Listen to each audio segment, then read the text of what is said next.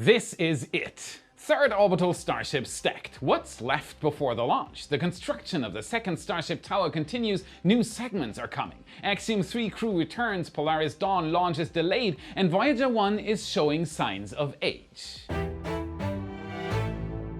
My name is Felix, welcome to What About It. Let's dive right in. Starship updates.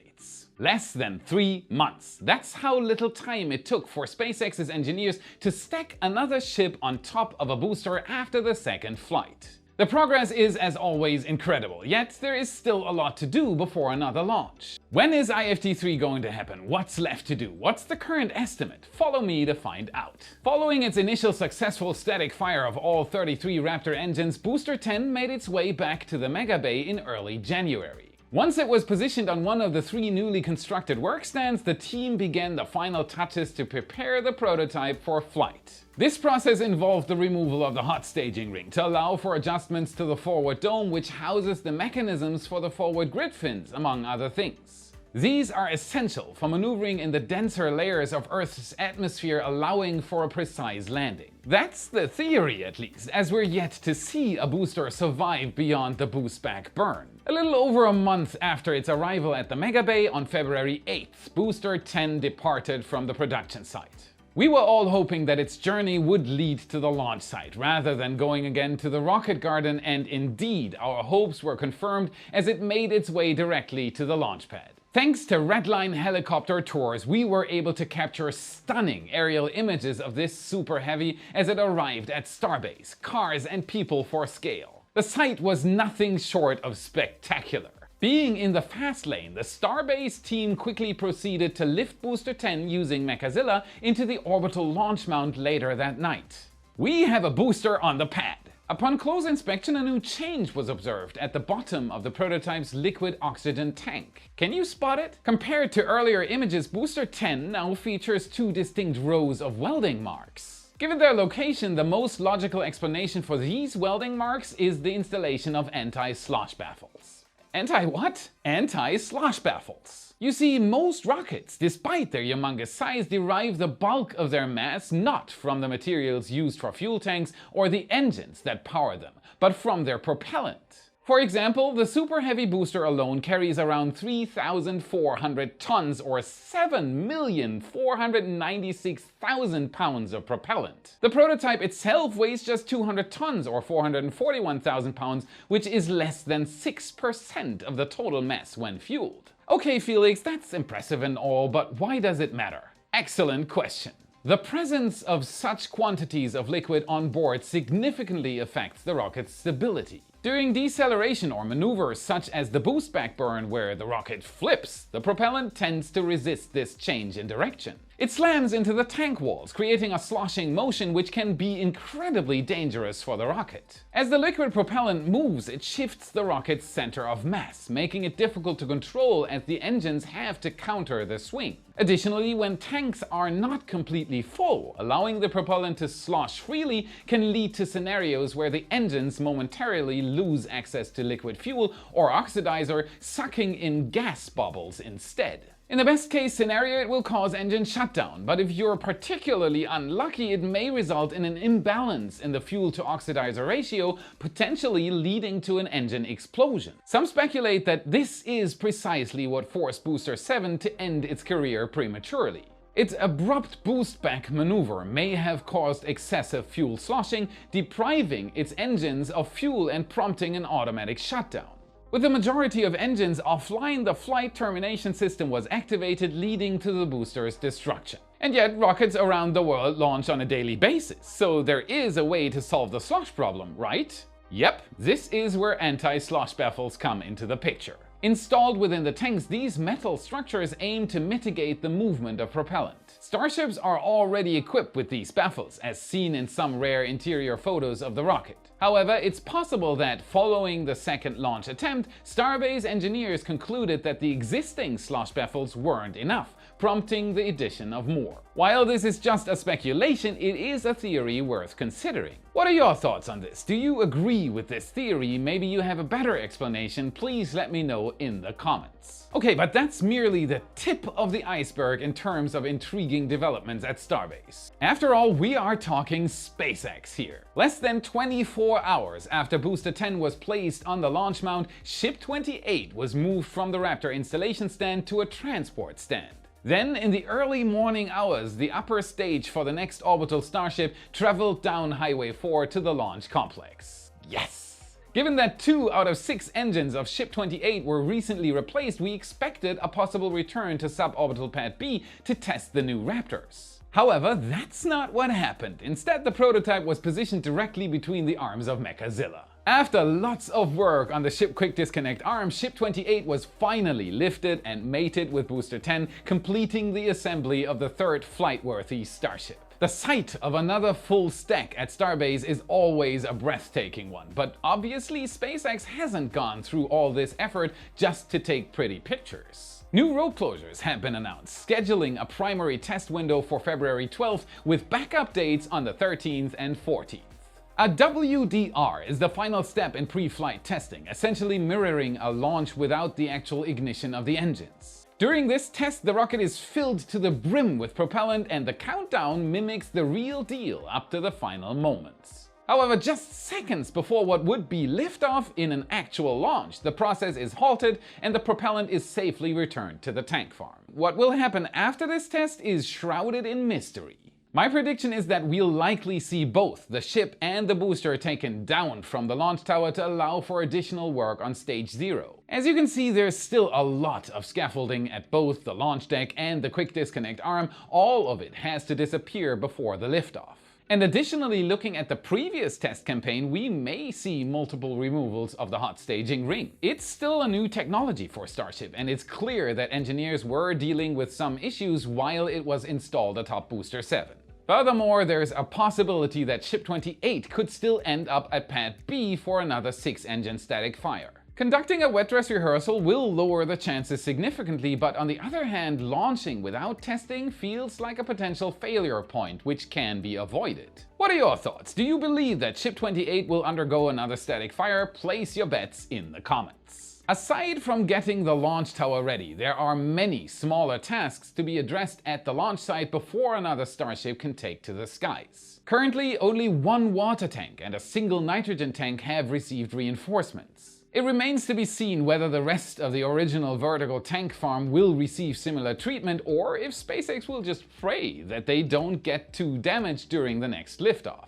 Another critical task slated for completion before the next Starship launch is the extension of the wall behind the newly constructed horizontal tank farm. On February 7th, our photographer John and I witnessed the delivery of the 9th and final massive cryogenic vessel, which was promptly positioned on its pedestal. This marks the culmination of the primary construction phase for the new tank farm. Now all that's left is to connect them to the rest of the system, which is easier said than done. It likely won't be happening before the third launch. Another significant item on the pre-launch checklist involves finishing the building that might not seem that important, but it is essential: the SpaceX reinforced bathroom. Yes, you heard that right, a bunker toilet. Sometime back, we noticed that the initial construction phase of a concrete structure had to be restarted due to an issue with the original framework. At that time, we speculated this might be a restroom for on-site workers, which has since been confirmed to us by several different sources. Currently, the construction team is rushing to complete the roof as quickly as possible. All these support structures have to be removed before the next Starship flight. Otherwise, they may take to the skies together with the rocket itself. It's incredible how much you can discover just by looking at things from above. How about you go see all of this for yourself? Book your own ride at Starbase and see these things in person, or just enjoy one of the most incredible views in the world. Go to redlineheli.com/Felix. You'll find the link in the description as well. I promise you won't ever forget this. Right now, it looks like a February launch is still in the cards, but time is running thin. We might be looking at March already. That is still less than a month from now, though. Once the third Starship clears the tower, it will kickstart the groundwork for the second OLIT. And before we continue with more SpaceX news, here's a word about privacy. Is your personal data exposed online? Take control of your privacy with today's sponsor, Incogni. Like many, I once surfed the web carefree, unaware of the data it gathered on me. While I'm more cautious now, the information I left remains accessible. Thankfully, there is Incogni, the sponsor of today's video. Incogni erases my data history from data brokers' lists, meaning they cannot sell my personal information, guarding me from potential scams, invasion of privacy, and identity theft by using automation to cover all broker types, ensuring comprehensive protection. Here's how it works. Sign up, grant permission, and watch them effortlessly remove your information. Ease your mind and take your personal data back with Incogni. Use code Felix at the link below and get 60% off an annual plan. On we go with the news. Previously, we reported that 4 sections of the tower had been loaded onto a barge. I'm pleased to inform you that their voyage has begun, with the tugboat steering these segments towards the port of Brownsville. Their arrival is anticipated just over a week from now. Visible progress is also being made at the Sanchez site. Following the erection of the first column of the tower's 8th segment in early February, all 4 columns have now been positioned vertically. Workers have even begun installing the first horizontal beams. These not only reinforce the structure but also serve as attachment points for the outer black shielding, though we're yet to see a launch tower fully covered in those panels. Another vital part of the launch tower segments are these 3 rails, allowing the Mechazilla arms to go up and down. I can't wait to see these segments being stacked. Exciting times are coming. Shifting our focus to Massies, things here are developing at the speed of light. The most notable change has occurred at the front of the nitrogen tank farm. This area previously seen being excavated is now filled with rebar and metal embeds, arranged in a circle approximately 9 meters or 29.5 feet in diameter. Clearly a structure that has something to do with Starship prototypes. Yet the presence of 4 large embeds outside this circle adds an element of mystery, as we haven't seen such a configuration before.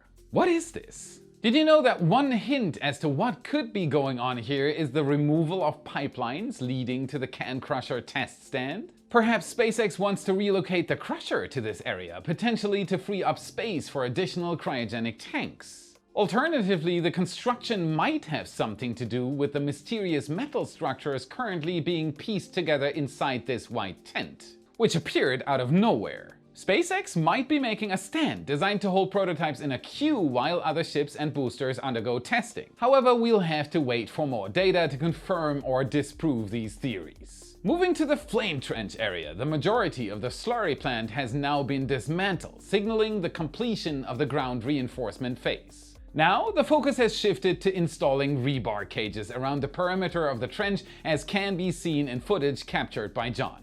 We're also seeing concrete being poured into the diaphragm wall, meaning that another phase, the dirt removal, might be around the corner. It's crazy to think that in such a short time, a simple shooting range was converted into one of the most important places at Starbase. When do you anticipate the first static fire test will occur at Massies? Could we see it in the first half of 2024 or perhaps as soon as the first quarter of this year? Share your thoughts in the comments, I always enjoy reading them. Now, you've watched more than half the video and you're still watching. Thank you, this means you like it. We've looked into our channel metrics and there are over 2 million returning monthly viewers who have not subscribed yet. Help us improve the channel even further by double checking that you've hit that subscribe button so that you don't miss our updates. And while checking, hit the like button and consider becoming a wise supporter for exclusive SpaceX updates. With it, you get access to daily Starbase photo galleries now including orbital, aerial and ground photos of SpaceX's progress and countless other extras on top. And no matter how much you decide to give, everyone gets the same supporter content and access. You decide what you want to give. Check our new website as well, launch previews, road closures, the latest weather report, and our multi-stream viewer, whataboutit.space. The link to our Patreon page and the new website is in the description. Thanks to all the supporters who help fulfill dreams for our team. We can't thank you enough, you rock. On we go with some very brave people. After a 3-week journey in space, the Axiom-3 crew made their return to Earth. Launched on January 18th, AX-3 was a mission of many firsts. It was the first Dragon launch to host an entirely European crew, including the first Turkish astronaut Alper Gezeravic. This mission also represented the European Space Agency's first use of commercial services to send an astronaut to the International Space Station. Adding to the list of first, Michael Lopez Alegria became the first astronaut to travel aboard SpaceX's Dragon for the second time. Initially slated for a 2-week duration, the capsule was scheduled for a February 3rd splashdown. However, when returning from space, safety is the #1 priority. Did you know that once the capsule lands in the ocean, it has to be swiftly recovered, meaning that the splashdown date and area are highly dependent on weather conditions? This is precisely why the return of the Axiom-3 crew was postponed until February 9th, effectively extending their mission's length by 50%. I wouldn't complain too much if I had to stay another week on the ISS. The question is whether the hefty $55 million per seat ticket accounts for such delays. Getting a $27 million invoice right after splashdown probably wouldn't make for a happy customer. The landing itself unfolded as smoothly as expected, allowing the crew to reunite with their loved ones shortly after. Looking ahead, Axiom's next private mission to the ISS is scheduled for the latter half of 2024, promising more milestones in commercial spaceflight. Yet, the Dragon capsule that will end up on a list of the most important launches of 2024 will definitely be the launch of Polaris Dawn, the first in a trio of Polaris missions aimed at expanding the horizon of private space endeavors. Polaris Dawn is not just another space tourist mission. It's a bold step further into commercial space exploration, seeking to surpass the Inspiration 4 altitude of 585 kilometers or 364 miles by reaching an apogee of 1,400 kilometers or 869 miles. Moreover, Polaris Dawn will be the first mission to test out direct communication between the Dragon spacecraft and the Starlink constellation. Yet the highlight of this mission that has everyone buzzing is the first commercial spacewalk. Equipped with specialized pressure suits, the astronauts aboard Dragon will depressurize the capsule, allowing at least one crew member to venture outside. This will be an ambitious and dangerous mission, but that's what space exploration is about, pushing the boundaries of what's possible. Initially slated for 2023, the launch of Polaris Dawn was later postponed to early 2024. Now the official not earlier than date was set to summer 2024 to give the crews more time to make sure that the mission is as safe as possible. No one likes to see delays, but it's always better to wait a few months than to sacrifice the crew's safety just to meet the deadline. Turning our gaze to deep space, we find Voyager 1, humanity's most distant probe, nearly 163 astronomical units away from the Sun. That is 163 times the distance from our Sun to where you are right now. And 46 years after its launch, Voyager 1 is showing signs of age. Although it had continued to send scientific data back well into 2023, something went terribly wrong back in December. Did you know that Voyager relies on 3 onboard computers known as the Flight Data System, or FDS for short? This system was designed to gather scientific and spacecraft health data and then combine it into a single information package. All this is then sent to Earth via a telemetry modulation unit, allowing us to receive that data. Recently, however, that FDS has encountered an issue. The data stream received by mission engineers has turned into a repetitive sequence of ones and zeros, meaning that Voyager 1 stopped providing scientific data. In an attempt to rectify the issue, the team at the Jet Propulsion Laboratory resorted to the age-old troubleshooting tactic of rebooting the system. Unfortunately, this time it didn't work. Luckily, Voyager 1 remains responsive to commands sent from Earth, so there may still be a workaround that would remotely fix the onboard computer. Remember that people at JPL are known for solving problems even when the situation appears hopeless. On the other hand, complicating matters is the fact that the Voyager probes developed in the early 1970s were not designed with emergency plans stretching so far into the future. Obviously. The mission's unprecedented duration, now the longest in human history, is way beyond the original expectations of its creators. Another hurdle is the insane distance Voyager 1 has traveled from Earth. Commands take over 22.5 hours at light speed to reach the spacecraft, meaning that sending a simple hello message and getting a response takes 45 hours. Consequently, each attempt at troubleshooting involves nearly 2 days of waiting to see if the command resulted in any change. As we await the outcome of JPL's efforts to revive Voyager 1, it's worth appreciating the insane engineering of this mission. Even if this turns out to be the end of Voyager, it still lasted over 46 years in space. Let that sink in. That's it for today. Remember to smash that like button, subscribe for more awesome content. This is what fuels the algorithm and helps us immensely. Check out our epic shirts in your favorite Space Nerd store. A link is in the description. And if you want to train your space IQ even further, watch this video next to continue your journey. Thank you very much for watching, and I'll see you again in the next episode. Prepare the prototype. Mechanisms, the mechanisms. Quickening, quick. More removal of the hot day. Turbo boat, the turbo boat. Blah, blah, blah. All right, I'm sorry.